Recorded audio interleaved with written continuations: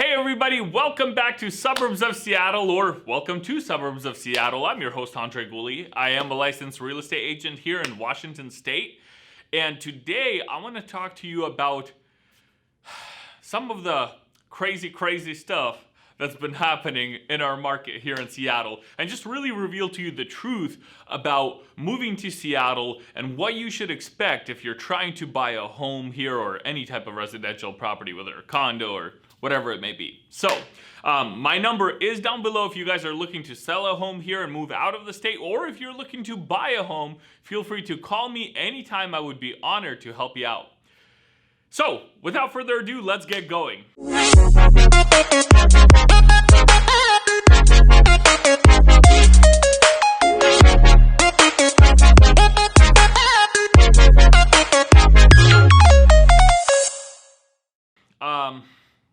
Point one on our topic today, what I really wanted to talk about is how crazy it's been for first-time home buyers. It's tough out there. You know, recently I've had quite a few conversations with my buyers. I'm working with 10 to 12 buyers at a time. And I've had a lot of conversations with buyers recently where people just feel disheartened at how the market is like. And there's a reason for that, because it is pretty crazy over here, especially if you're a first-time home buyer and you're trying to, make things work and buying your first home, maybe put, 3%, 3.5% down, maybe even 10% down. It's pretty tough out there right now for a few different reasons. Let's talk about down payment assistance to start. I recently released a short video on YouTube that talked about why you should avoid down payment assistance at all costs. Unless it's your last choice, right? You should avoid it. And the reason for that is, I'm gonna display an image for you here, a breakdown. And this is a few days ago, an updated breakdown I got for one of my buyers where they're getting down payment assistance, right? And on a $450,000 loan, they're receiving 3.5%, which is going to be about, what is it? Whatever the number on the screen is, 15,750. I think that's the number. So the way down payment assistance works is you take a class and then through a program, basically you get free money, right? Not so free. This money you have to pay back at the end of your loan anyways.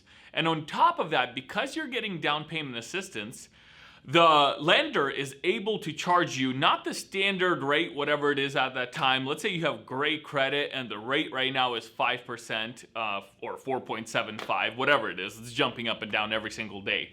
Can't even keep track of it. But let's say, the standard rate you could get for great credit on a decent loan is 4.8%, for example, right? Because you have down payment assistance, your rate is actually going to be like this one here that you saw, 6.2. That's a crazy rate. And for those of you who are new to interest rates and how that affects you, just to put it into perspective, for this $450,000 loan, the payment is going to be almost $3,500 a month. $3,500. That's insane. And if you were able to bring in your own down payment or borrow money from a family relative, right? Family relative, whoever, it's supposed to be a relative. If you can bring in your own money or gift money from somebody, your payment for your house would be about $800 less. That is insane, okay? So yeah, your payment would be, instead of $3,500, it'd be closer to $2,800, $2,700 even in some cases. And the rates are changing every single day. Yesterday, I had a pre-approval done for a great client, great credit, great income, and his interest rate came back at 5.6. Like, man, I've been a realtor for almost 7 years. Never seen those rates, ever. It's crazy. And the thing is, some people are saying, well, back in the day, interest rates were 12%, 11%. But yeah, houses also weren't freaking $500,000 for a shed, right? So look, I feel for all of you first-time home buyers out there. But if you're looking to achieve your dream of home ownership, you got to put together a game plan, okay? if it's not, like I said, down payment assistance should be the very last thing on your list. I constantly have buyers calling me, hey, we're looking for down payment assistance. And I'm like, do you have the money to put down? Most of the times they do, they just want down payment assistance. So try to avoid it at all costs for the reasons mentioned in this video. Now, let's talk about gift funds a little bit, right? You can't just borrow gift funds from any Joe Schmo out there. It has to be someone in your family, relative, somebody like that, right? Now, when you get gift funds, like I said, your interest rate is going to be lower. The only downside by getting gift funds is that we have to disclose that you're getting gift funds to the seller. And the downside behind that is the seller might be looking at your offer with gift funds saying, hey, this is kind of risky. What if the relative backs out and doesn't give them the money, right? Versus somebody who has the funds in their account. Another thing you can do to still get gift funds and show up great in the eyes of the seller, so to say, is getting those gift funds 60 days before you even write an offer. Because if it sits 60 days in your account, your lender will say, hey, okay, those funds are yours, you're good to go. But again, that's a 2-month seasoning period, and God only knows what's gonna happen in 2 months. But people ask me all the time, look, market's crazy, should I buy, should I not? I always have the same answer. Do what you think is best for you. What I like to do as a healthy little exercise is calculate how much money a buyer spent on rent over the last 10 years. Recently did a calculation with a client of mine, turned out to be close to $200,000 over the course of whatever it was, 5-10 years, something like that. Crazy amounts of money. And during all that time, that money could have gone towards paying off your loan. So you pay off your loan, you're making money, right?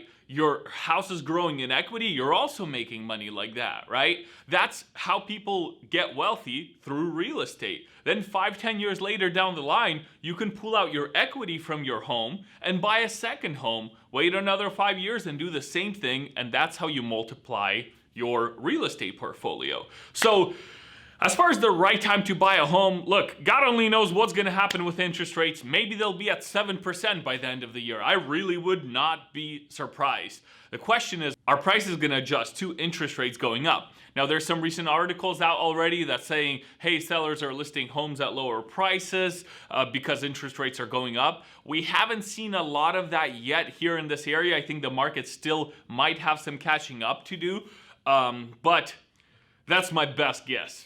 I mean, I'm really taking things a day at a time. If you're pre-approved, if you have your money ready to go, if you see a great house that you love, we write an offer, get it, move forward with it, hang on to it long term. If you're looking to do some short-term type of deal, maybe rethink if you even want a home or not. But if you're looking to buy a home for the long term, at least 5 to 10 years, historically, real estate wins. Okay, despite markets adjusting, despite prices adjusting, historically, real estate wins. I mean, you look at some of the New York prices, right? You have millions of dollars for condos and stuff like that, which we do have here, by the way, as well, just not as much of. But all I'm saying is I think the Seattle market still has room to grow long term. In the short term, take it day by day. If you find a house you like, let's write up an offer. Let's get you into a contract. Let's check out the house, make sure it's great as far as the inspection goes, and let's get you into a home. Stop renting. You're spending thousands upon thousands of dollars, tens of thousands every single year paying down somebody else's loan when you should be paying down your own mortgage. So if you have everything lined up, call me at the number below. I'd be honored to help you out. And even if you don't have things lined up yet and would like to just have a preliminary conversation about what you should do to be ready to buy a home or sell a home, like I said, I help a lot of sellers as well. Feel free to call me at the number below. I'd be honored to help you out. Thank you so much.